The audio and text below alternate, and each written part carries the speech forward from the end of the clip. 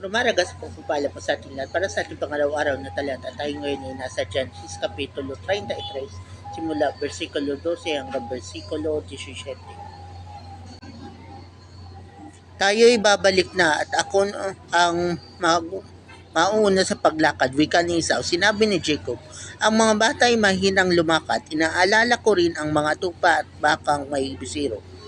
Kung tayo'y magmadali para makatipid ng isang araw, baka naman mamatay ang mga ito. Mabuti pa mauna ka na at kami susunod sa iyo.